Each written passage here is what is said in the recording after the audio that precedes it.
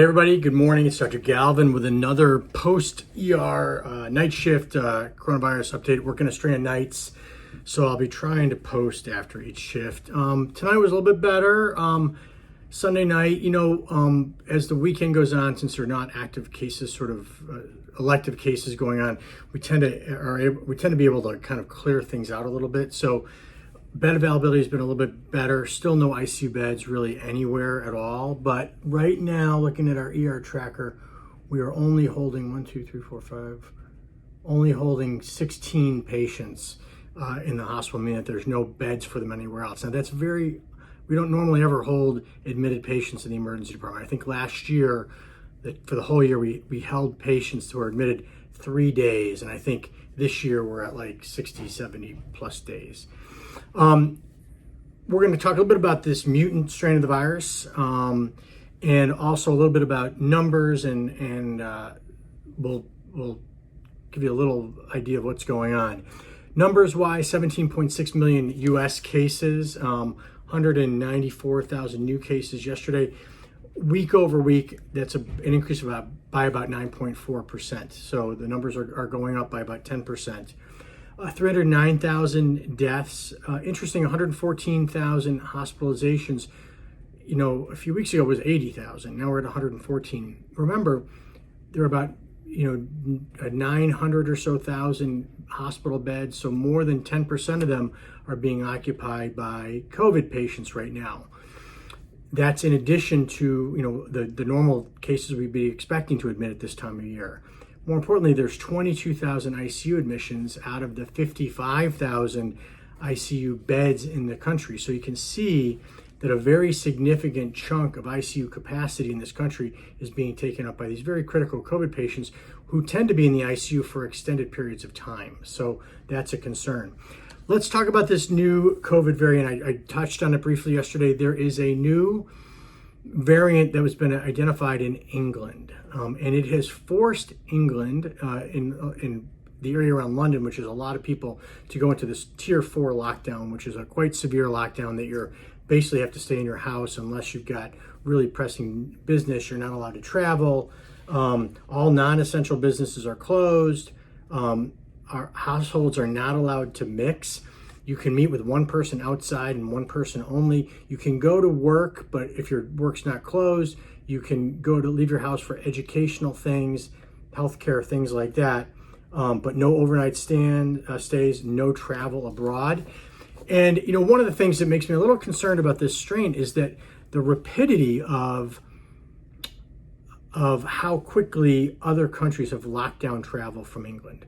Basically, all of Europe has banned travel from England in a very short period of time, which makes me worry because, obviously they think this is a really nasty strain. Now, what is this mutation?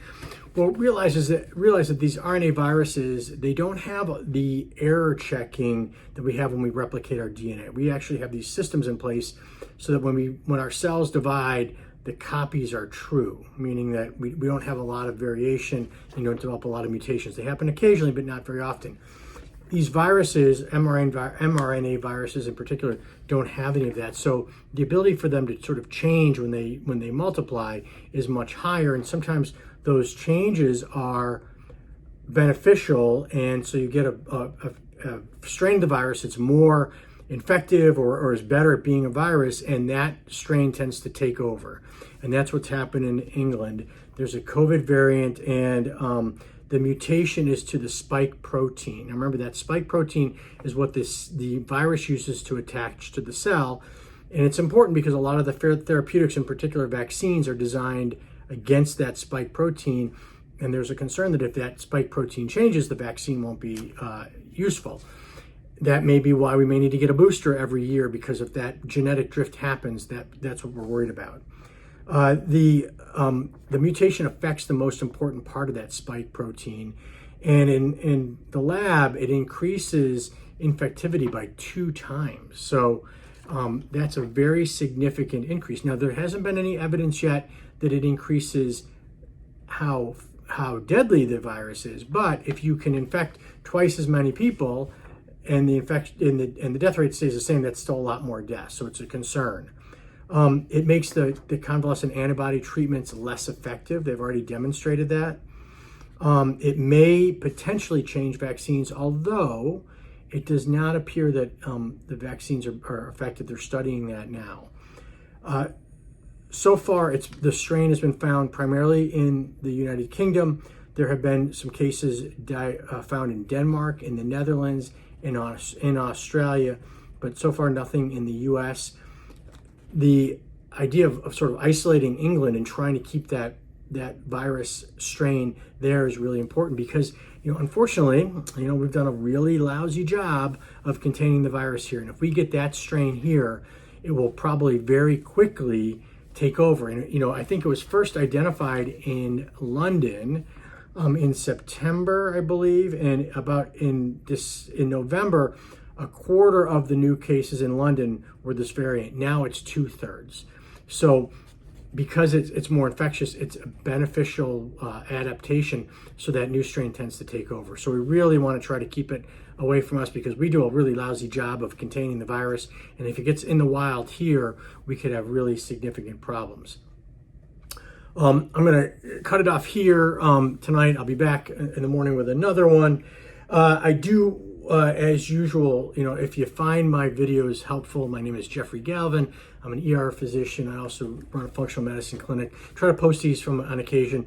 Please like my page and subscribe to our YouTube channel. I will keep posting as long as people keep watching. I feel like a broken record sometimes, but hopefully this is useful information. Please stay safe, wash your hands, wear your masks. Listen, those things work. I've been working in the ER since this started. We've been wearing masks and we have very few people getting COVID. And we've got lots of areas of the country where masks were not used. And guess what? We have huge numbers of COVID sort of everywhere now. So wash your hands, look out for yourselves, look out for your families, look out for those people around you. We will get through this. I'll be back soon. Good night.